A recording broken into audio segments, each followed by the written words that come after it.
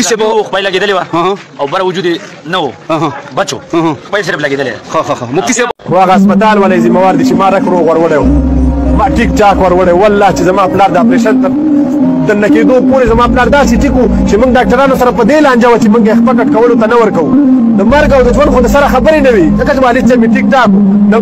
زما دغه جابر او دغه ظالم ریاست زما د پلار قاتل دی زما زړه وګورئ والله چې ویني سازي منیر شاکر په اړه باندې لاندې پیغام درته دا وړاندې کوم چې مفتي منیر شاکر چې و یو عالم د دین حمید الحق صاحب چې کله په شهادت ورسېد همدغه مفتي منیر شاکر و چې د هغه قاتلان یې برملا کړل چغې یې وهلې سورې یې وهلې یو دویمه خبره دا ده چې په داسې حساس وخت کې د دې مرګ څنګه راواقع کېږي ګورئ د پاکستان اکسپرس ریلوې د 250 یا 450 فوجانو وژل هغه توت ته خېزول د بلوڅانو لوی کارنامه وه نو دوی نه لاره ورکه شوه غوښتل چې څنګه د رسنیو موضوع بلې خواته واړوي نو د منیر شاکر قضیه یې رامخې ته کړله منیر شاکر په شفاخانه کې د زهر او پیشکاري ورکول سوی دی په پښه باندې زخمي و جومات ته روان و په اوداسه باندې و جامع ته روژه مبارکه میاشت شوه زموږ او ستاسو مسؤلیت څه شی ده زموږ او ستاسو مسؤلیت دا نه ده چې فتواګانې ورکړو د چا په مرګ خوشحالي وښیو د روژې مبارکه د رحمتونو میاشت ده د یو مسلمان په حق کې زموږ مسؤلیت دا ده چې بل مسلمان ته د عفو دعا وکړو چې یا الله دغه لار زما هم ده اخره خاتمه مې معلومه نه ده چې زه به څنګه مرم په څه وخت کې به مرم جنازه به مې وسي که به مې ونه سي نو ټول مسؤلیت دا ده چې دعا ورته وکړي چې یا الله خپل د رحمت دروازې ورته خلاصې کړه انسانانو نه تېروتنې کېږي کمی زیاتی ترې نه کېږي هېڅ هیڅ مسلمان هیڅ امت د رسول الله هغه معصوم نه ده مونږ ګناهونه کوو غیبت کوو دروغ وایو غلا کوو چور کوو چپاول کوو حرام خورو ظلم خورو قتل کوو خو پټې کوو نو د الله په نزد باندې هغه بنده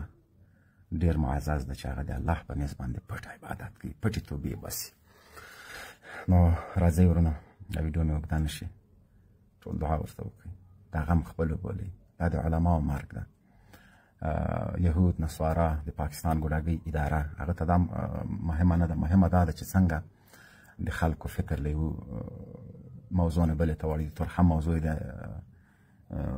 حمید الحق په شهادت باندې یو طرف ته کړله د بلوڅانو موضوع په دې بل پاکستان کې څومره پیښې کېږي دوی به دا موضوعګانې د علماو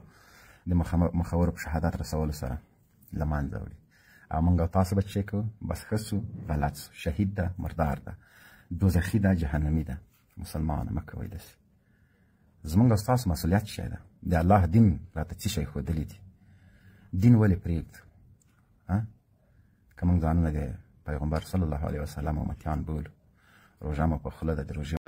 بله ورځ مې د آرمي چیف بیان اورېده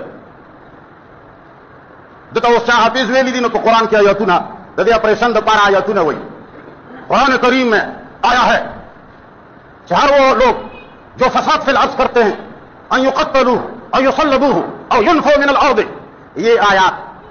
پڑھتا ہے تو میں نے کہا کہ آرمی چیف صاحب قرآن میں صرف یہی 2 آیتیں ہیں جو تم نے کوٹ کی ہیں ومن لم يحكم بما انزل الله فاولئك هم الكافرون قرآن میں نہیں آیا